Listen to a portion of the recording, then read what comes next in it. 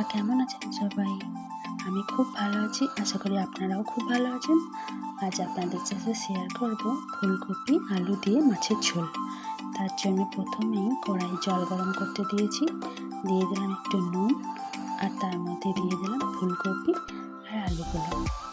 একটু গরম হয়ে গেলেই ফুলকপি আর আলুগুলোকে নামিয়ে নেব। অন্যদিকে ভালো করে মাছগুলোকে ধুয়ে নিয়েছি, তাতে নুন আর হলুদ ভালো করে মিশিয়ে রেখে দেব। একটা প্যানে তেল গরম করতে দিয়েছিলাম, এবার মাছগুলোকে আস্তে আস্তে দিয়ে ভালো করে মাছগুলো ভেজে নেব।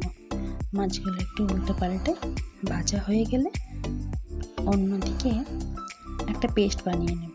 তার জন্য টমেটো দিয়ে দিচ্ছি, পেঁয়াজ দিয়ে দিচ্ছি, দুটো লঙ্কা, এর একটা পেস্ট বানিয়ে নেব। এই যে পেস্ট রেডি।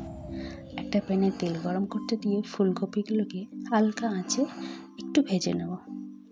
ফুলকপিগুলো ভাজা হয়ে গেলে ওই তেলেই দিয়ে দেব আলুগুলো সামান্য ভেজে নিয়ে তুলে নেব। এবারে কড়াইয়ে তেল গরম হলে দেব কালো জিরে, তাতে কুচনো পেঁয়াজ, ভালো করে নাড়াচাড়া করে পেঁয়াজগুলো যতক্ষণ একটু লাল হয় তার মধ্যে দিয়ে দেবো সেই টমেটোর পেস্টটা ভালো করে নেড়ে চেড়ে রেখে দেবো যতক্ষণ জলটা শুকিয়ে যায়। জলটা শুকিয়ে গেলে এর মধ্যে দিয়ে দেবো হলুদ, আর দিয়ে দেবো জিরে, গোলমরিচ আর ধনের পেস্ট, আর দিয়ে দেবো কাশ্মীরি লঙ্কার গুঁড়ো। এবার ভালো করে এগুলো মশলাগুলো মাখিয়ে নেব। মশলাগুলো মাখিয়ে নেওয়া হয়ে গেলে এর মধ্যে দিয়ে দেবো মশলাটা ততক্ষণ নাড়ব যতক্ষণ না এর কাঁচা গন্ধটা চলে যায়। এবার এর মধ্যে দিয়ে দেবো আদা আর রসুনের পেস্ট। এটা কেনা নয়, এই রসুন আর আদার পেস্টটা আমি বাড়িতেই বানিয়েছি। এবার আমার মশলাটা একটু শুকিয়ে গেছিলো, তাই সামান্য একটু জল দিয়ে মশলাটা ভালোভাবে কষে নেব। মশলাটা ভালো করে কষে নিতে হবে। কষে নেওয়ার পর এর মধ্যে আমি দিয়ে দেবো সামান্য পরিমাণ মটরশুঁটিগুলো ভালোভাবে নেড়ে চেড়ে নিতে হবে। মটরশুঁটিগুলো ভালোভাবে নাড়াচাড়া হয়ে গেলে এর মধ্যে দিয়ে দেবো ভেজে রাখা ফুলকপি আর আলুগুলো। ভেজে রাখা ফুলকপি আর আলুগুলোকে সেই মশলাটার সাথে ভালোভাবে মিশিয়ে নেব। খুব ভালোভাবে মশলাটা মিশিয়ে নেওয়ার পর এর মধ্যে দিয়ে দিলাম মশলার যে জলটা ছিল সেই জলটা। আমার আরেকটু জল লাগবে, তাই আমি আরেকটু জল দিলাম।